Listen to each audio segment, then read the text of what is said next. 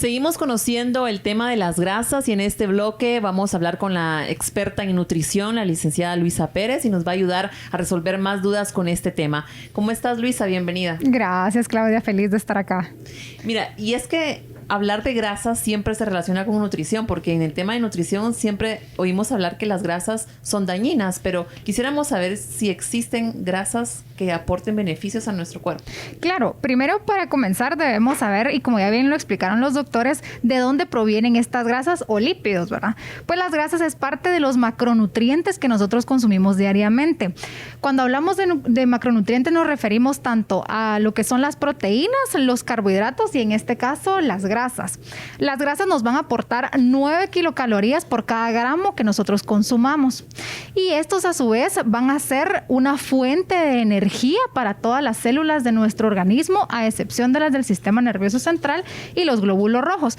Pero en realidad se utilizan y sirven para el aporte calórico inmediato, o también se puede utilizar como un reservorio para cubrir las necesidades a largo plazo. Tienen funciones tanto estructurales como también funcionales, ¿verdad? Ahorita lo vamos a ir mencionando, pero lo importante acá es cómo se van a ir dividiendo y por qué la importancia de esa división y por qué entonces es tan importante consumirlas y tenerlas en la dieta. Como bien lo comentaba la doctora Gaby, se dividen tanto en saturadas e insaturadas, ¿verdad? Ahí encontramos las grasas monoinsaturadas, como es el ácido oleico, que lo podemos encontrar en el aceite de oliva, por ejemplo, en el aceite de girasol, en nueces, por ejemplo. Y vemos también las grasas poliinsaturadas, que estas son como el omega 3 o el omega 6. Y también aquí entran lo que son los ácidos grasos esenciales, que son aquellos que nosotros necesitamos consumir por medio de la dieta porque nosotros no los producimos, ¿verdad? Entonces, y estos ácidos grasos esenciales tienen funciones reguladoras del sistema nervioso central, del sistema cardiovascular, también del sistema inmune, muy importante hoy en día. Y este es el ácido araquidónico, ¿verdad? Que ese es parte de los ácidos grasos esenciales. Este ácido araquidónico tiene una función muy importante porque al momento de nosotros consumirlo por medio de la dieta va a ser un precursor de eicosanoides. Estos ácidos eicosanoides, los más comunes son el ácido eicosapentanoico, que es el EPA, que estoy segura que ustedes lo han escuchado, y el otro es el ácido docosahexanoico, que es el DHA. Y este último muy importante porque es el principal lípido estructural del cerebro. Entonces nos damos cuenta que no solo son grasas, ¿verdad? Sino que se subdividen y al momento de subdividirse tienen funciones mucho más específicas. Tanto que aprender con el tema de las grasas, de la nutrición, porque muchas personas pues les tenemos miedo a las grasas, pero no tenemos el conocimiento que tú nos estás diciendo que sí hay grasas beneficiosas. Del aguacate, ¿qué me puedes decir? Claro, esta es una grasa muy buena. De hecho, es una grasa monoinsaturada, ¿verdad? Entonces nos damos cuenta que no es solamente consumir grasas, sino qué tipo de grasas son las que podemos consumir y en qué porciones también, porque recordémonos que todo en exceso es malo. No es porque, el aguacate es bueno, voy a consumir 3 aguacates en un tiempo de comida, ¿verdad? Aunque no es lo ideal. Ajá. Bueno, ya que tú mencionaste exceso, ¿qué pasa en nuestro cuerpo cuando hay exceso de grasa? Bueno, lo que pasa aquí es que todo se va a ir almacenando, ¿verdad? Entonces vamos a encontrar un almacenamiento excesivo de grasas, lo que puede provocar o desencadenar problemas, como bien lo decía el doctor Vargas, puede ocasionar problemas de dislipidemia, porque va a alterar todo el perfil lipídico, puede ocasionar problemas de aterosclerosis, ¿verdad? Enfermedades relacionadas con cardiocerebrovasculares y que nos van a ir afectando, por ejemplo, diabetes mellitus, síndrome metabólico. Entonces todo esto va a ir afectando realmente nuestra salud. Bueno, y la pregunta del millón, ¿podemos tener una alimentación, una dieta rica, pero no caer en el exceso de grasas dañinas? Claro que sí. De hecho, el Reporte Mundial de Salud dice, ¿verdad?, que 6 de cada 7 factores de riesgo relacionados con muerte prematura están relacionados con nutrición. Hablemos de sedentarismo, de un consumo muy bajo de frutas, de verduras, hablamos de un consumo elevado de alcohol, porque recordemos que el alcohol también nos aporta calorías. Entonces, todo esto va haciendo que no un impacto negativo a la salud realmente. Entonces, mientras más sepamos de qué grasas son buenas para nuestra salud, mejor va a ser nuestra alimentación. Luisa, cuando una persona tiene obesidad, tiene pues libras de más y quiere cambiar ese estilo de vida, está acostumbrada a comer de alguna forma pues comida rápida, grasas saturadas, ¿pudiera ella cambiar esas grasas saturadas por grasas beneficiosas, por grasas buenas? Claro que sí, se puede hacer, y sobre todo al momento, como hemos hablado ahorita, de elegirlos, como al momento de prepararlos. Por ejemplo, ¿verdad? Uno muy básico, cuando nosotros preparamos un huevo en casa, generalmente lo hacemos con margarina, ¿verdad? O con manteca, y realmente lo podemos preparar con aceite. Entonces, ¿qué tipo de aceite utilizamos? No específicamente podemos utilizar el de oliva porque nos vamos a hacer un costo un poquito más elevado. Recordémonos que al final siempre la grasa se termina oxidando. Sino podemos utilizar una pequeña cantidad de aceite de origen vegetal, ¿verdad? Una pequeña cantidad, y con eso los vamos preparando. Entonces, todos estos cambios pueden realmente hacer un impacto positivo y dejar atrás aquellas de origen animal, que realmente pueden ser grasas perjudiciales para la salud. Ya que tú mencionaste margarina, sabemos que en el supermercado pues nos ofrecen variedad de productos.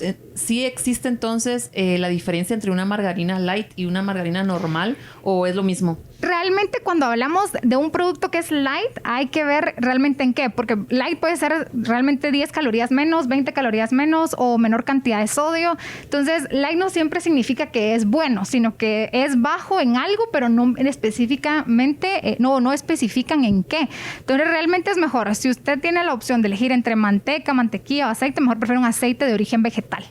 Sí, porque en el tema de hacer el súper, ya cuando una persona está decidida a hacer ese cambio de alimentación, pues ya no compra el pan sándwich normal, sino el integral. Entonces, todo lo que él ve que es integral o light, lo lleva a casa pensando que es bueno. ¿Qué consejos o qué tips nos darías para poder elegir bien los productos? Bueno, primero, asesorarse, ¿verdad? Tiene que haber una asesoría de parte de un profesional en el área, en este caso de nutrición, que pueda ayudarlos a saber qué alimentos debe elegir al momento de hacer el supermercado.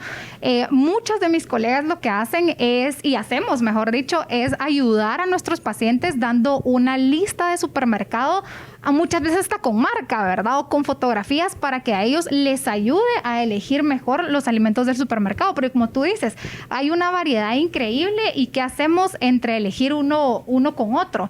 Entonces, podemos realmente hacer eso, pedir una asesoría, y si no, pues como les decía, en el caso de la margarina hacemos esto, en el caso de refacciones podemos elegir frutos secos, ¿verdad? Que sabemos que esas son de grasas buenas. Importante el tema de la porción.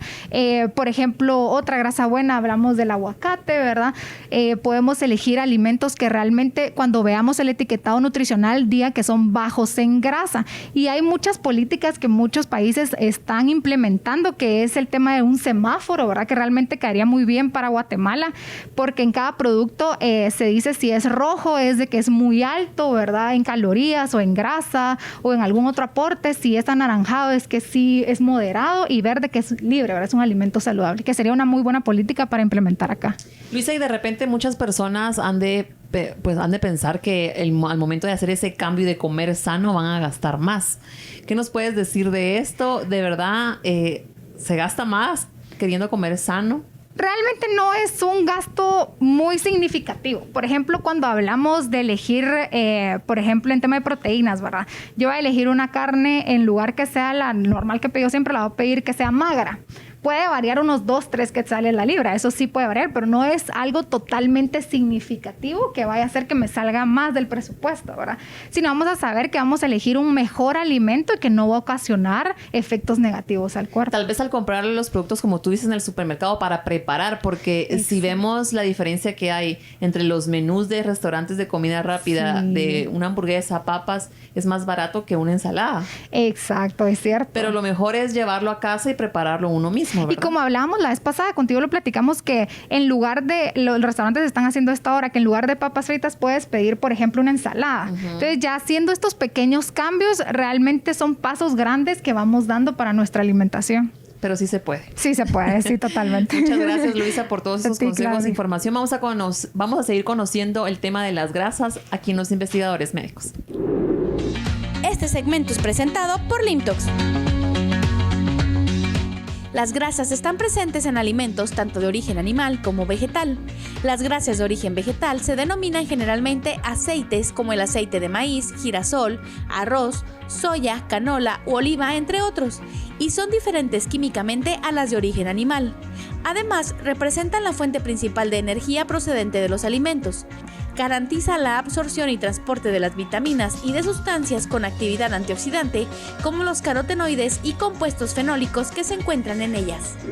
Bueno, continuamos conociendo el tema de las grasas y es muy importante esta intervención de la licenciada Gabriela Morales, psicóloga, porque también tiene que ver mucho la mente con la nutrición y con el estado emocional. Así que le damos la más cordial bienvenida. ¿Cómo está, licenciada? Bienvenida. Gracias.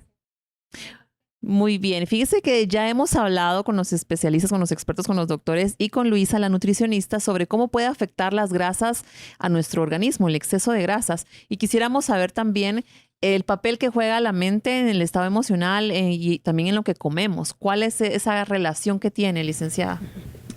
A mí me gusta siempre en este tema iniciar por decir que los seres humanos definimos tener hambre solo cuando pensamos en comida.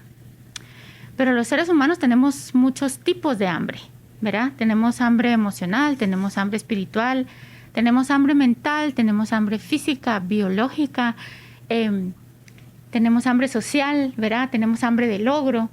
Y muchas veces cuando nosotros no tenemos ese discernimiento, convertimos todas estas hambres en hambre relacionada con comida. Y de alguna manera, pues, creemos una satisfacción a nivel cerebro.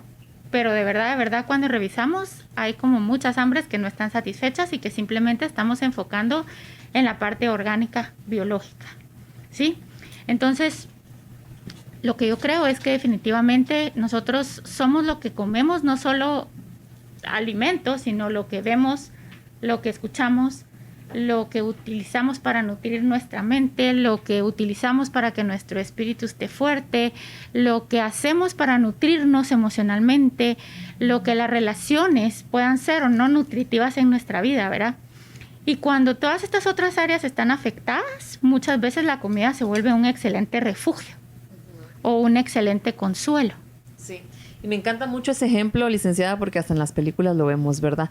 Licenciada, ¿nos puede decir por qué es tan difícil atender o seguir al pie de la letra la recomendación de comer sano o hacer ese cambio?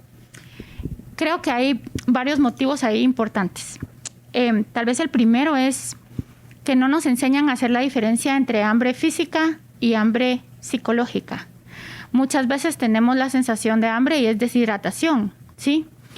Y la otra cosa es que a veces no somos suficientemente cuidadosos en educarnos en términos de porciones, mezclas y lo que puede ser eficiente verdaderamente para nutrirnos en términos de organicidad. Y aprendemos mal. Y comer mal se vuelve un hábito, ¿sí? Y aparte de que se vuelve un hábito cuando usted consume grasas saturadas o azúcar, lo que ocurre a nivel del cerebro es que hay una estimulación en la parte del cerebro que siente confort, ¿sí? El primer alimento con el que un bebé entra en contacto es la leche materna o la fórmula, y la única sensación que ellos tienen en el paladar es de dulce. Y eso es como algo buscado a lo largo de la vida como una manera de confortarnos. Entonces es muy difícil porque tenemos que romper hábitos, es muy difícil porque requiere mucha disciplina, es muy difícil porque es más fácil acomodarnos al que rico, pero yo siempre... Aquí digo, ¿verdad? No es lo que quiero, sino lo que necesito. Nosotros no vivimos para comer, sino comemos para vivir. Es diferente el concepto que tenemos que utilizar. Entonces, yo creo que la dificultad viene de que estamos haciendo nuevos hábitos, de que muchas veces la comida se vuelve un lugar de muchísimo placer, de que muchas veces la comida es como psicológicamente el espacio que une a las familias, ¿verdad? O sea, que si nos juntamos a almorzar el sábado y entonces hay exceso y hay dulce y hay postre y hay, ¿verdad? Entonces, como que de alguna forma lo que yo siempre digo es, la comida puede seguir siendo nuestra amiga y puede seguir siendo un punto de unión y de satisfacción y de placer. Pero en el momento en que eso se convierte en algo que va en contra de nosotros, estamos mal utilizando un recurso útil para nuestro cuerpo. Así es. Bueno, y en el tema de la obesidad, licenciada, el sobrepeso, estas personas que están pasando por este tipo de problema físico y también en su organismo, porque los problemas también son internos, ¿cómo pueden afectar este estado en el estado emocional y psicológico? Bueno, vamos a ver. Empecemos yo creo que no hay necesidad de sobrepeso, ¿verdad? Los seres humanos no necesitamos el sobrepeso. Psicológicamente muchas veces y en muchas de las teorías el sobrepeso es entendido como una defensa, ¿sí? Por el otro lado, pues también, ¿verdad? Es como una especie de acomodo, hemos dejado de movernos, estamos consumiendo más calorías de las que estamos quemando. Yo le diría que yo no conozco, a pesar de este cliché del gordito feliz, yo le diría que si uno escarba suficiente se da cuenta que eso no existe, ¿verdad? O sea, realmente estamos limitados, hay dolores articulares, hay molestia, hay sed, hay hambre a deshoras, hay manejo de ansiedad a través de la comida, hay incomodidad con nuestro cuerpo, estamos incapacitados de muchas de las actividades para las cuales estamos diseñados, los seres humanos estamos diseñados para movernos, ¿verdad? No para estar estáticos. Y lo que yo creo es que al final el sobrepeso es una señal emocional de algo para cada persona diferente, como una huella digital. Pero creería yo que tiene que ver, sí, con defensa, que tiene que ver con estar sedentarios. Creería que tiene que ver con probablemente cuadros depresivos. Creería que tiene que ver con habernos dejado a nosotros mismos y no estar queriéndonos y cuidándonos como merecemos. Creería que tiene que ver con mal manejo de ansiedad. Creería que tiene que ver con consolar el dolor a través de comer. Creería que tiene que ver con tragarnos emociones. Y al final yo creo que cuando nosotros tomamos conciencia de que el cuerpo es un milagro, yo siempre digo que nosotros tenemos 2 milagros, 2 santuarios, el planeta y el cuerpo. Y hay que cuidarlos, ¿verdad? Cuando tomamos conciencia de que no estamos haciendo eso, que estamos privándonos, que estamos comprometiendo nuestra vida, nuestra salud, nuestras relaciones, algo psicológicamente seguramente está presente ahí en términos de no bienestar. Bueno, licenciada, hay personas que aceptan que tienen que cambiar los hábitos alimenticios, ¿verdad? Que saben que tienen un problema con la comida, sin embargo, por más que lo intentan, no pueden hacer ese cambio definitivo, tal vez un par de días y después vuelven a caer con la comida que ya estaban acostumbrados. ¿Qué les puede decir ustedes a esas personas? Bueno, empecemos porque cambiar un hábito toma por lo menos 21 días de consistencia en crear el nuevo hábito, ¿sí? Y creo que eso es importante. ¿Por qué? Porque nos frustra. ¿Por qué? Porque nos cuesta. ¿Por qué? Porque estamos acostumbrados. ¿Por qué? Porque hay conexiones cerebrales que nos hacen en un momento dado regresar al hábito de una manera muy automática y sin pensar. Entonces lo que yo digo es, si yo quiero cambiar un hábito alimentario, primero tengo que estar comprometido. Segundo, yo creo que planificar es una parte importante. Si yo planifico, tengo menos posibilidades de comer lo que no debo. Tercero, uno debe definitivamente corregir el horario, ¿verdad?, de comida, en términos de tener un horario establecido y una estructura que permita que yo me apegue lo más posible al nuevo plan alimentario. A mí no me gusta mucho hablar de dieta porque cuando nosotros hablamos de dieta, el cerebro automáticamente se va a la parte restrictiva. Y para muchos sentirse restringidos tiene el opuesto, nos hace rebotar sobre entonces hacer lo que se supone que no debo hacer. Me gusta más pensar en un plan alimentario adecuado, ¿verdad? La instalación toma tiempo y paciencia y compasión. Y lo que yo siempre digo es, bueno, si lo rompí, lo que toca es en el siguiente tiempo de comida lo empato de nuevo y empiezo otra vez, ¿verdad? Nada de que entonces ahora ya lo rompí, entonces espero hasta el lunes. Porque entonces ahí es donde el círculo simplemente es un círculo vicioso que sigue llegando a la persona a lastimarse con los hábitos que no están siendo adecuados. De todas las adicciones con las que a mí me ha tocado trabajar, decirle que la comida es una de las más difíciles. Y mi maestro me explicó a mí por qué. Yo le decía, ¿por qué es tan difícil la comida? Y me dijo, si tú tienes que dejar de consumir alcohol porque el alcohol te está haciendo mal, tú no tienes que entrar en contacto con alcohol si no quieres. Pero con la comida, tú te tienes que relacionar por lo menos 5 veces en el mismo día.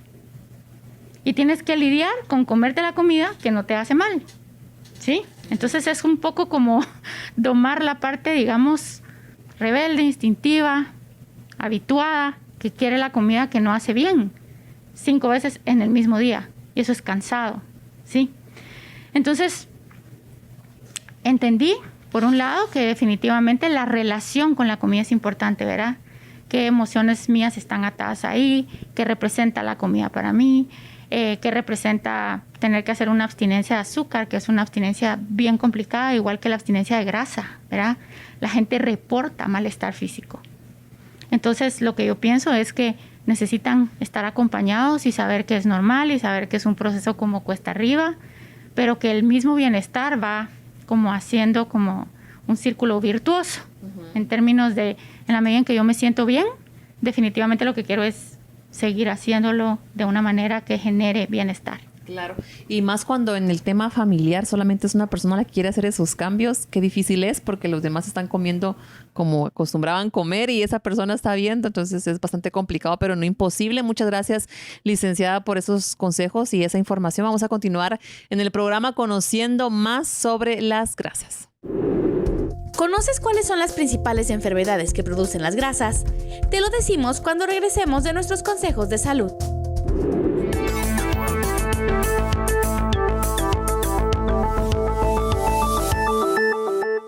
Lo más importante es su salud. Por eso, ante cualquier cambio, síntoma, dolor o manifestación, recuerde consultar a su médico. El tratamiento adecuado puede salvar su vida. La prevención hace la diferencia. Biosilat es un prebiótico de clase mundial que estimula el crecimiento de bacterias beneficiosas en el tracto digestivo.